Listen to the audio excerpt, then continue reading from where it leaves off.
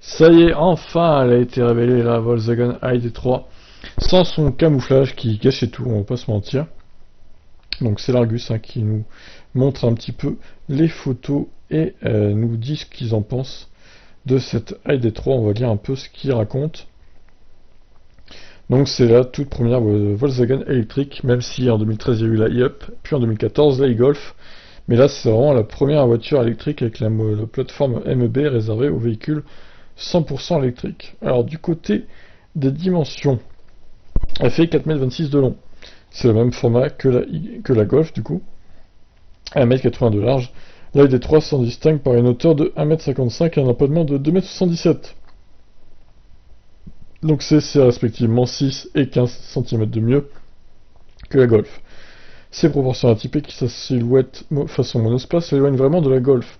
Dictée par l'aérodynamique, les lignes en coin de l'ID3 sont garantes d'une autonomie optimisée.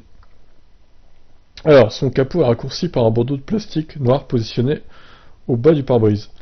Alors effectivement, j'avais pas remarqué ça au début sur le live, que vous pouvez réécouter d'ailleurs sur la chaîne. Mais oui, c'est vrai que ce plastique noir et moche là, il gâche un peu tout. Alors, est-ce qu'on peut l'enlever? A priori, je pense pas. Même si je vois qu'il y a des espèces de fixations près de l'essuie-glace là. Mais ouais, j'aime pas trop hein, ce plastique noir, honnêtement, je trouve que ça gâche un peu tout. Bon, après, les espèces de petits pointillés, c'est original, je trouve, c'est pas moche pour le coup. Mais bon, alors, le plastique apparemment, ça sert à quoi? Cet élément assure la continuité avec le toit, ouais, affirme l'esprit monospace du véhicule, mais contribue surtout à la sécurité active du véhicule. En effet, cette zone amortira l'impact avec la tête d'un piéton en cas de choc, bien vu pour un véhicule qui évoluera beaucoup en ville. Ouais, pourquoi pas, pourquoi pas. Après, même s'il se cogne la tête dessus au lieu du capot, je vois pas trop la différence, mais bon. Bref. Le traitement des bas de caisse allège visuellement les flancs en gommant un peu la sensation de hauteur. Les custodes sont habillés par des stickers imitant des moucharabie qui dynamisent le profil tout en offrant quelques possibilités de personnalisation. Alors un petit long béquet de toit qui optimise la traînée, qui fait penser à un prototype de la 208 hybride. Tandis que le volet de haillons laqué de noir est un artifice pour occulter le fait que les vitres latérales et la lunette arrière ne sont pas au même niveau. Le nouveau Peugeot 2008 emploie la même recette stylistique. Pourtant, vu de dos, la Volkswagen ID3 de faux airs de BMW i3.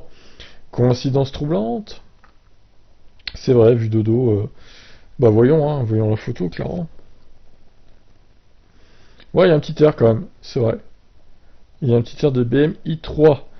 Alors, un habitacle spacieux pour la ID3? Voyons un peu. Bah, franchement, j'aime bien l'intérieur, moi, hein, avec les petites LED personnalisables d'ambiance, du coup. Alors, il y a la Seat Elborn aussi en concept, présenté fin septembre. Et moi, j'aime bien la Seat Elborn aussi. Il n'y a pas ce plastique moche en bas du pare-brise. Et si seulement elle pouvait être comme ça de série, ça serait parfait, parce que je la trouve plus jolie, limite que la ID3, la Seat. Donc voilà. Alors, continuons pour la ID3 du coup. Alors, on apprécie la visibilité vers l'avant procurée par le pare-brise avancé et les grandes vitres de custode triangulaires comme celles que l'on trouve dans un Citroën C4 Picasso. Minimaliste, la planche de bord recèle une instrumentation digitale intégrant sur la droite de l'écran la commande pivotante comme celle de la BMW i3, non pas de boîte de vitesse, mais servant à engager la marche arrière avec sélectionner le mode B pour la récup d'énergie lors des phases de décélération ou encore d'activer le frein de parking. À gauche du volant, un panneau tactile gère les phares, le désembuage, dégivrage. Au centre trône un écran de 10 pouces de diagonale. Donc voyons les photos. Alors ouais, effectivement ça c'est pour les phares du coup. Pas mal d'avoir mis ça là, c'est original. Pour le coup c'est pas con. Alors par contre, moi, ce que je reproche aussi à cette voiture, c'est qu'il n'y a pas de palette de régénération. Comme il peut y avoir sur le gros Audi e-tron par exemple, ou sur les coréennes, pour choisir son mode de régénération. Et ça fait gagner de l'autonomie, quoi qu'on dise. Donc c'est dommage qu'ils aient pas implanté ça sur la ID3, alors que sur l'Audi e-tron, Audi qui est le même groupe que Volkswagen du coup, ils auraient pu reprendre ça de l'Audi e-tron. Pour le coup, pour une fois qu'ils avaient une bonne idée sur l'Audi e-tron, ils auraient pu s'en servir pour cette pour cette voiture ici, du coup. Alors, à l'arrière, a priori, il y a quand même pas mal de place. Je sais pas si les sièges avant, là, ont été avancés à fond ou pas, mais regardez cet espace qu'il y a, quoi. Pour les jambes, c'est incroyable. Incroyable. Pour les grands, comme moi, par exemple, bah, ils rentreront facilement à l'arrière, quoi. Porte gobelet, donc, bon, ça c'est un peu la base, j'ai envie de dire, sur le Kona, il y a ça aussi à l'arrière. Alors, par contre, il y a des prises type USB-C pour recharger les téléphones. Pour ceux de derrière, c'est pas mal aussi. Bonne idée d'avoir fait ça. Alors, le coffre, pour le coup, le coffre est de 380 litres. Ce qui est pas mal du tout, hein, finalement. Le Kona est de 332 litres. Donc, le coffre de la ID3 est plus grand. Bon, la voiture est un peu plus longue aussi, mais bon, quand même, c'est quand même quasiment 60 litres de mieux. Non, 50 du coup, il fait 332 litres. Hein. Celui du Kona, c'est quasiment 50 litres de mieux, c'est quand même pas mal.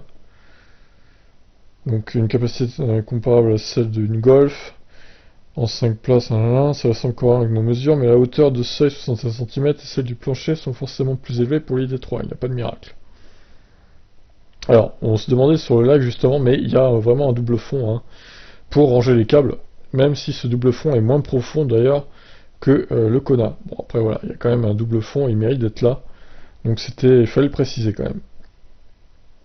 Par contre, il n'y aura pas de coffre dans le capot avant, contrairement à la Model 3. Donc niveau de motorisation, 150 ou 204 chevaux. Par contre, le couple un peu plus faiblard que celui du Kona, malgré une puissance identique de 204 chevaux.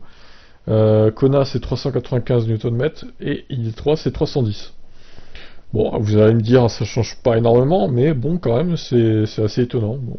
Le moteur Volkswagen est peut-être un poil moins coupleux que celui de Hyundai Kia. C'est à signaler quand même.